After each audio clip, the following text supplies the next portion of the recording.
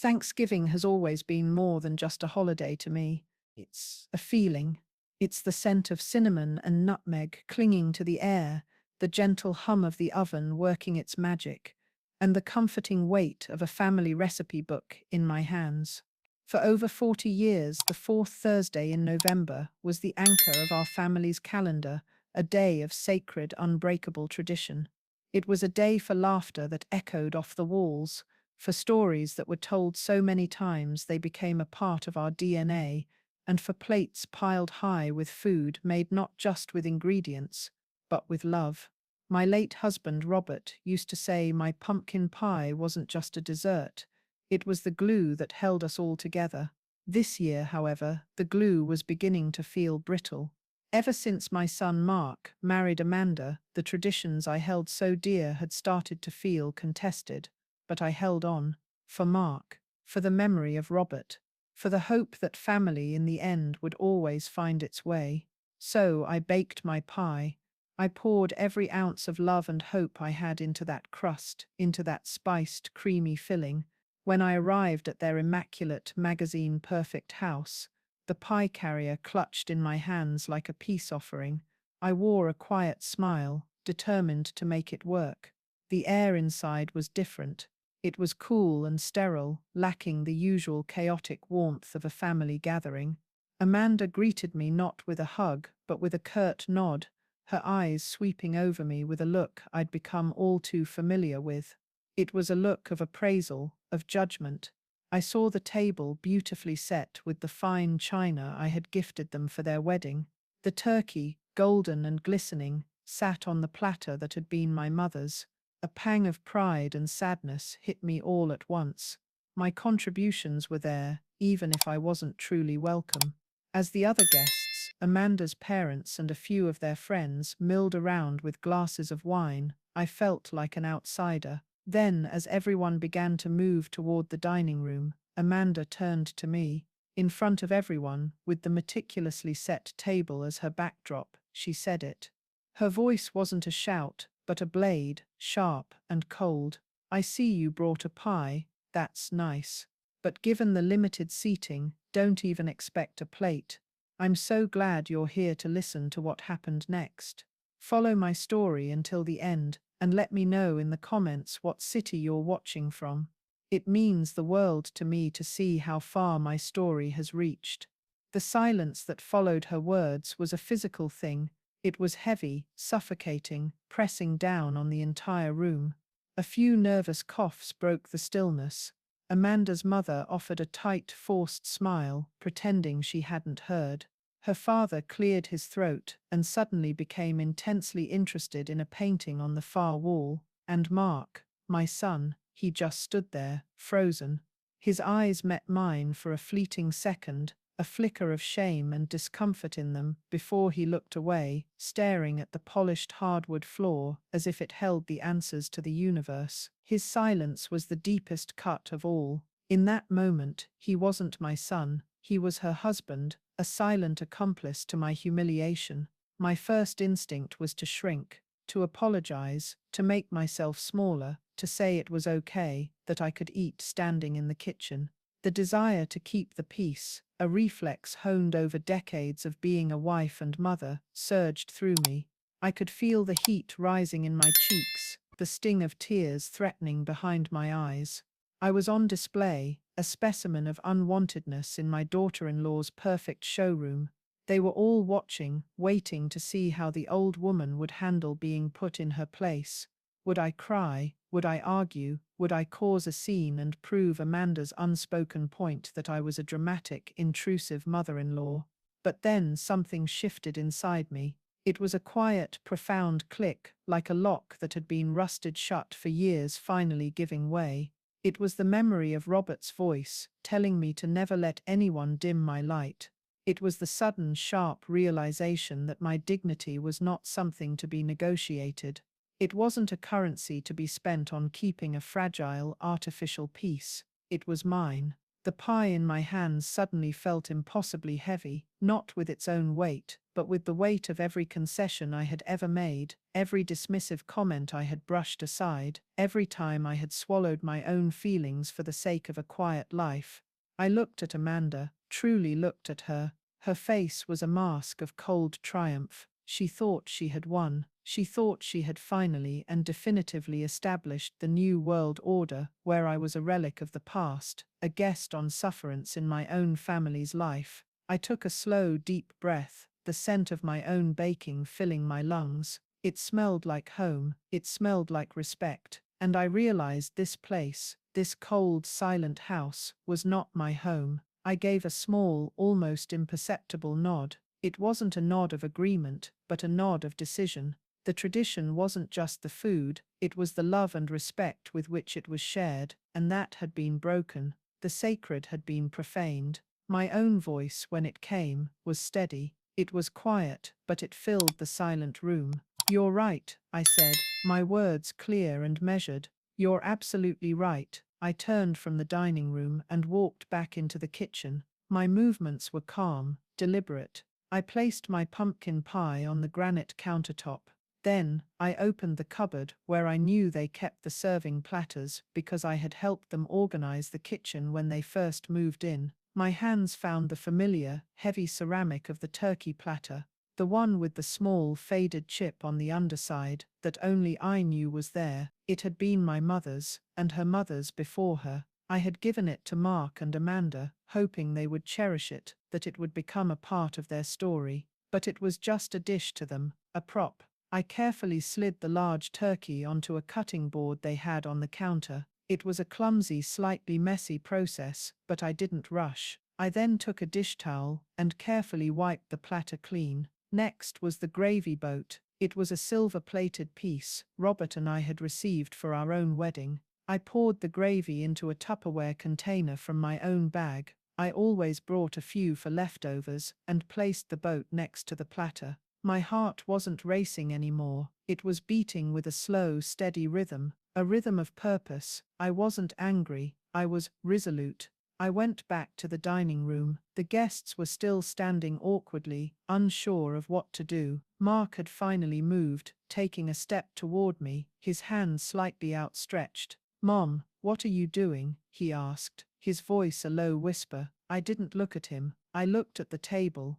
"I'm just gathering a few things," I said calmly. I walked to the buffet against the wall. On it sat the large crystal punch bowl that I had lent Amanda for the occasion, filled with a sparkling cranberry concoction. I went back to the kitchen, found a large stock pot, and carefully ladled all the punch out of my bowl and into their pot. The bowl was heavy. I carried it back and set it with my growing collection on the kitchen counter.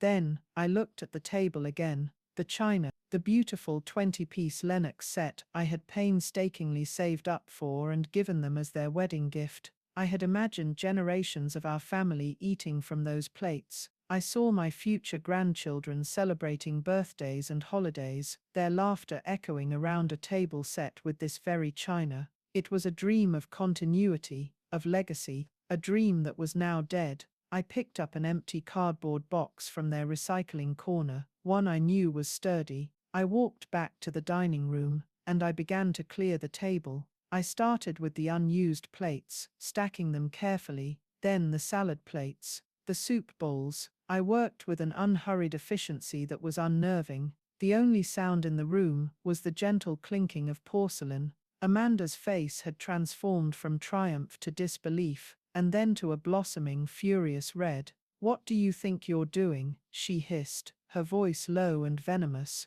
"Those are mine, they were a gift." I paused, holding a stack of dinner plates. I looked her directly in the eye, my gaze unwavering. "A gift is given with love, Amanda," I said, my voice still quiet, still calm. "It's meant to be used to build connection, not to create division. You've made it very clear that you don't value the sentiment behind them, so I'm taking the sentiment, and the objects, back." I continued my work. I gathered the silverware, another gift from me, a complete set of Wanada flatware. I collected the linen napkins I had ironed and brought over that morning. I emptied the mashed potatoes from my casserole dish into one of their pots. I scraped the green bean casserole from my Pyrex into another. I packed up my pie, whole and untouched. The pile on the kitchen counter grew, the platter, the gravy boat, the punch bowl, 2 casserole dishes, the entire set of china and silverware, a set of crystal water glasses, my pie. It was an entire history of my generosity, my hope, my love, all laid out on their cold granite countertop. It was the physical manifestation of my role in their lives, a role that had just been declared obsolete, and I was taking it with me. The final item was the tablecloth. It was a beautiful, hand-embroidered linen cloth my grandmother had made, its threads telling a story of patience and skill. It had graced our family's Thanksgiving table every year since I was a child. I had lent it to Amanda with a full heart, hoping she would see it as the olive branch it was. Now its intricate patterns seemed to mock me. I began at one end of the table. I carefully lifted the decorative centerpiece, a floral arrangement that was entirely Amanda's, and placed it on the bare wood. Then I started to fold the tablecloth inward, gently sliding it from under the few remaining serving dishes that weren't mine. The guests, who had been frozen in a state of suspended animation, were forced to pick up their wine glasses as the fabric retreated from them. The spell was broken, and a flurry of awkward movements followed. Amanda's parents looked at her, their expressions a mixture of horror and appeal, urging her to do something, to say something, to stop this quiet, dignified dismantling of her perfect party. Amanda's face was a storm of conflicting emotions. Rage warred with humiliation. She wanted to scream, to lash out, but the cold, methodical calmness of my actions gave her no purchase.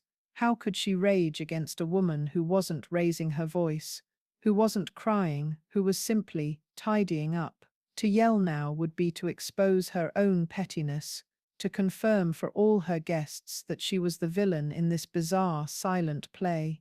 "I cannot believe you are doing this," she finally choked out, her voice trembling with suppressed fury.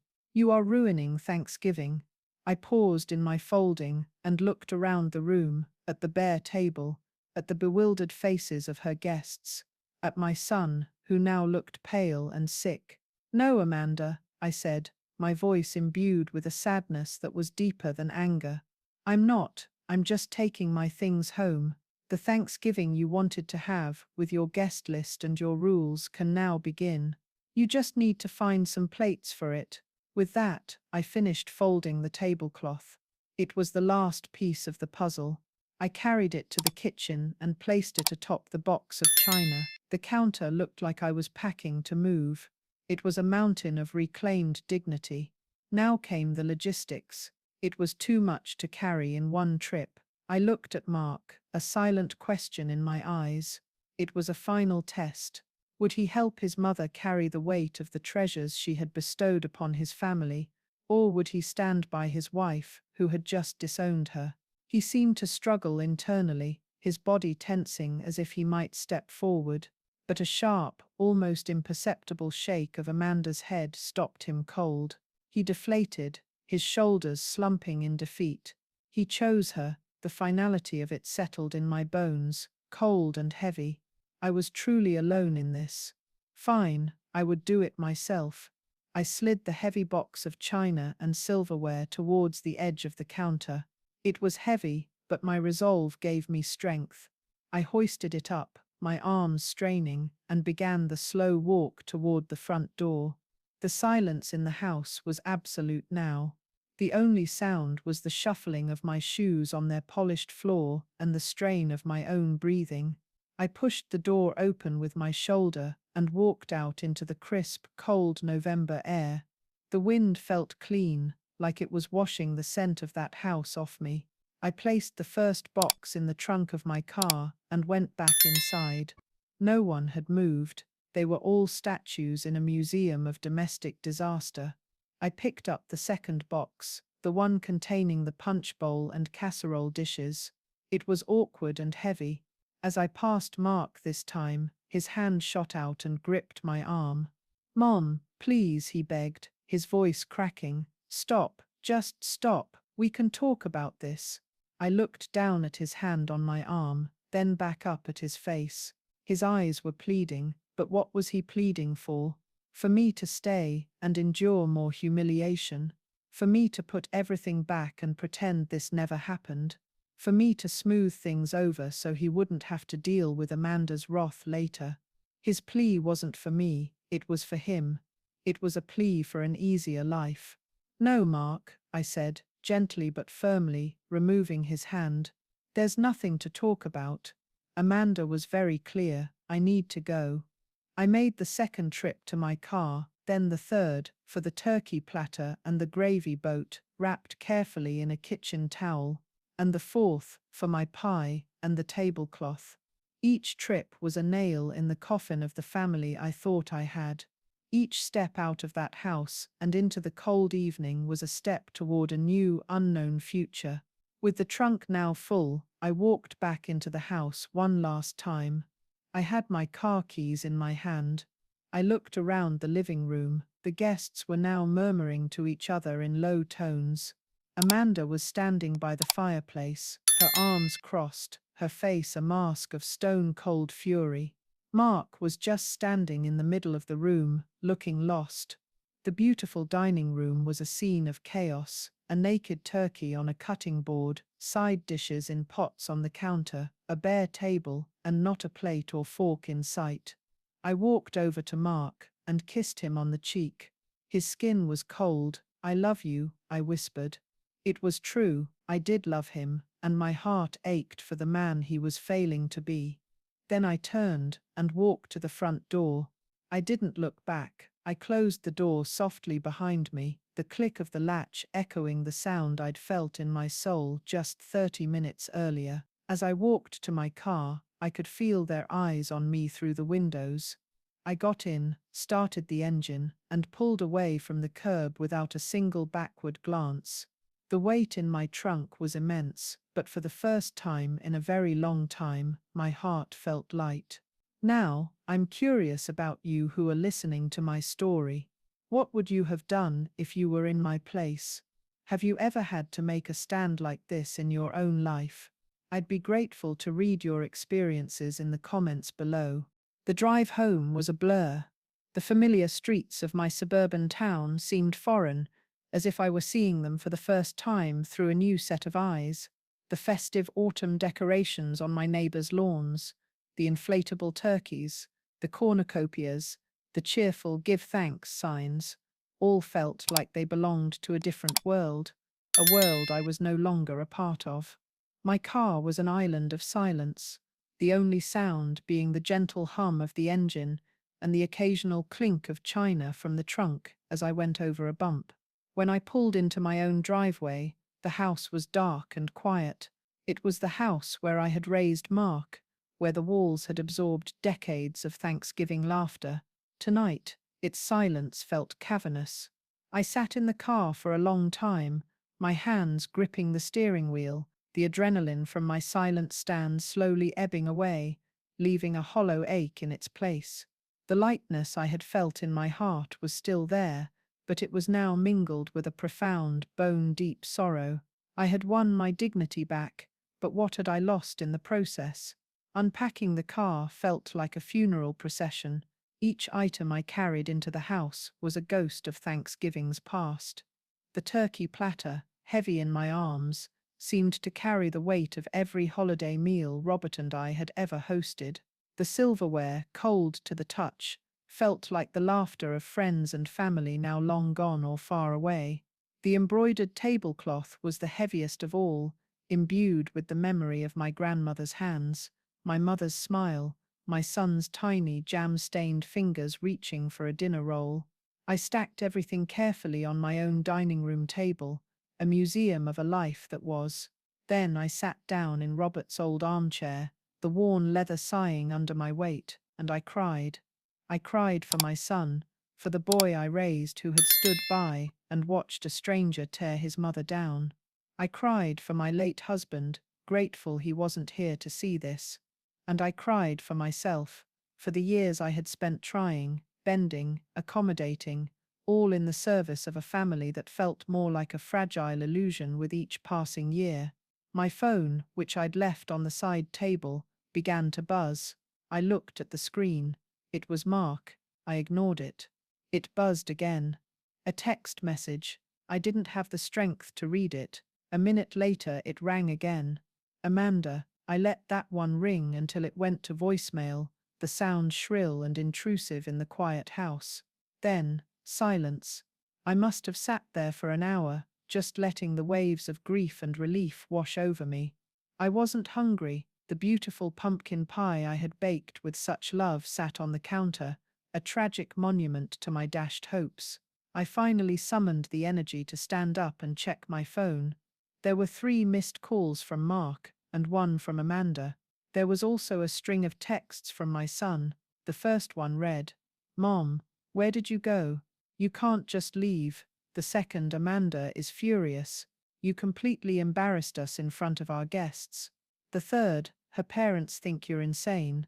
You've ruined Thanksgiving. Was that what you wanted?" And the last one, sent just a few minutes ago, "Please just call me." I read the messages over and over, not a single word of apology, not a hint of understanding, only blame. He saw my actions not as a response to an act of profound cruelty, but as the cause of their social embarrassment. He was worried about what Amanda's parents thought, not about the wound in his own mother's heart. It was a confirmation of everything I had realized. In that moment I stood in their dining room. I was no longer a priority. I was an inconvenience. My thumb hovered over his name, my old instinct to call, to soothe, to fix, battling with this new, fragile sense of self-preservation. Just as I was about to put the phone down, it rang again. This time, the name on the screen brought a fresh wave of tears to my eyes, but these were tears of relief. It was my sister Sarah. I answered, my voice thick with emotion. "Hello, Carol. I was just calling to wish you a happy Thanksgiving. Are you okay? You sound awful." And with that simple, concerned question, the dam broke. I told her everything. The words tumbled out of me. The years of subtle slights from Amanda, Mark's increasing distance, the coldness of their home, and the final brutal comment about the plate. I described my slow, deliberate packing, the look on everyone's faces, Mark's silence. Sarah listened patiently on the other end of the line, punctuating my story with soft murmurs of "Oh, Carol," and "I'm so sorry." She had never been Amanda's biggest fan, always seeing a hardness in her that I had tried to ignore. When I finished, there was a moment of silence. "Good for you, Sarah," finally said, her voice fierce and full of conviction. "It's about time, Carol. It's about damn time. I am so proud of you." Her validation was like a balm on my raw nerves. "You think so? I feel like I just blew up my whole family." "What family?" she shot back, her tone sharp but loving. "A family doesn't treat their mother that way. A son doesn't stand by and let his wife humiliate the woman who gave him life. You didn't blow anything up, Carol. You just stopped holding up the walls of a house that was already rotten. Let them see what it looks like when it collapses." We talked for another hour. We reminisced about our own childhood, Thanksgivings, the chaos and the warmth, the sheer number of people squeezed around our parents' table. We talked about Robert. Sarah reminded me of how he had always admired my strength, even when I didn't see it in myself. By the time we hung up, the ache in my chest had subsided, replaced by a quiet strength. Sarah had been my anchor, a reminder that the family I had with Mark was not the only family I had. That night, I did something I hadn't done in years. I ate dinner alone on Thanksgiving. I made myself a piece of toast and a cup of tea. Then, on an impulse, I cut a large slice of my pumpkin pie. I sat at my empty dining table, surrounded by the ghosts of holidays past, and ate it. It was delicious. It tasted of cinnamon and nutmeg and love. But this time, the love was for myself. The silence of the house no longer felt like a void. It felt like peace. A hard-won, deeply precious peace. The days that followed Thanksgiving were a strange mix of emptiness and liberation. The silence from Mark's house was total. After that first barrage of angry texts, he stopped trying to contact me. It was a heavy, pointed silence, designed to punish me, to make me feel the full weight of my transgression. In the past, a silence like this would have broken me. I would have been riddled with anxiety, replaying every moment, blaming myself, rehearsing apologies. I would have called, texted, sent a card, anything to bridge the chasm and restore the peace, no matter the cost to my own spirit. But this time was different. The peace I had found in my own quiet home was real, and I guarded it fiercely. The silence from Mark's house was no longer a punishment. It was a consequence, their consequence, not mine. I had spent a lifetime tending to the emotional gardens of others, and for the first time I was tending to my own. I started small. I took the beautiful Lenox china out of its box and washed each piece by hand. Then I set a single place at my dining room table and ate my breakfast off it every morning. It was a small daily act of rebellion, a declaration that beauty and tradition were not things to be locked away for a special occasion that might never come. They were for now, for me. I reconnected with old friends, the ones I had let drift away in my preoccupation with Mark and his new life. I joined a book club. I started taking long walks in the park, noticing the way the winter light fell through the bare branches of the trees. Life began to seep back into the corners of my world that had been gathering dust. My sister Sarah and I talked on the phone almost every day. She was my rock, constantly reinforcing the validity of my decision, celebrating my small victories. "You sound like yourself again," she told me one afternoon, and I realized it was true. I had been a muted, edited version of myself for years, and now my colors were starting to return.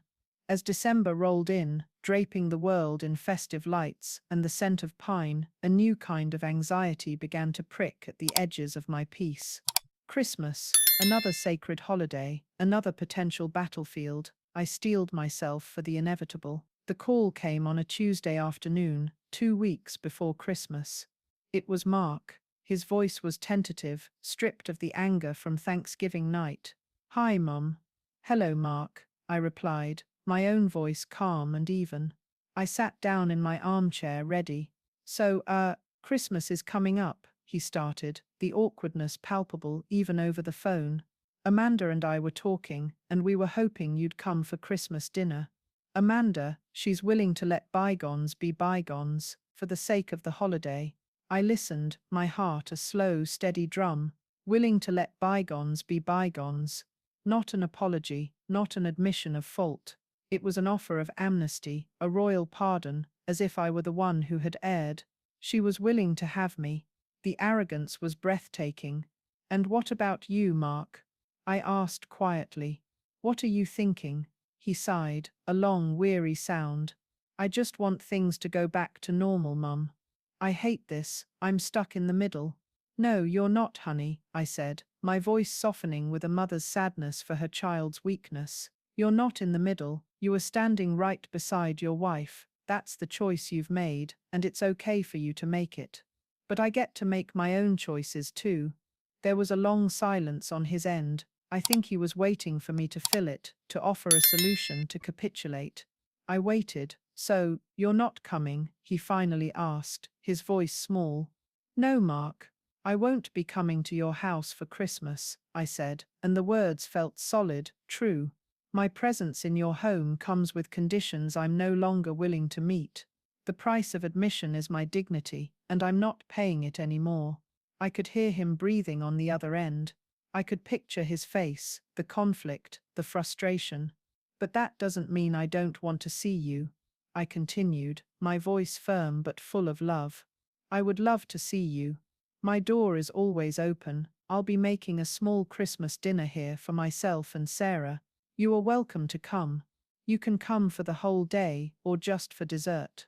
You can come alone, or you can bring Amanda, if she is willing to enter my home with respect and offer a genuine apology. The choice is yours." I had laid my terms. They weren't an ultimatum but a boundary, a clear, shining line drawn in the sand. "This is my space. Here you will treat me with love and respect. You are welcome to cross this line and join me, but you will not drag me back across it into yours. He didn't have an answer. He mumbled something about having to think, about talking to Amanda, and we ended the call. I didn't know what he would do. For a moment, the old fear returned. What if I spend Christmas alone? What if this is the final break? But then I looked around my cozy living room, at the single beautiful place setting on my dining table, and I felt a profound sense of peace. I would not be alone. I would be with myself. I would be with my sister. I would be in a home filled with peace and respect. Christmas Eve arrived, and I still hadn't heard from him. Sarah came over, and we spent the evening baking cookies and watching old movies, our laughter filling the house. It was a different kind of holiday, smaller and quieter, but it was real. On Christmas Day, just as Sarah and I were sitting down to eat, my doorbell rang. My heart leaped into my throat. I opened the door, and there was Mark, standing on my porch alone. He was holding a small, clumsily wrapped gift. His eyes were red-rimmed, and he looked exhausted, but he was there. "Hi, Mum," he said, his voice thick. Is there room for one more?" I didn't need to ask about Amanda. His presence alone was an answer. It wasn't a perfect solution, and I knew this was just the beginning of a long, complicated road, but it was a start. He had crossed the line. He had chosen for one afternoon to step into my world. I opened the door wider and smiled, a genuine, heartfelt smile. "Always, honey," I said. "There's always a plate for you here." He stepped inside, bringing the cold winter air with him, but for the first time in a very long time, I felt nothing but warmth. I had not taken revenge. I had not won a war. I had simply set my own table, and my son had come home.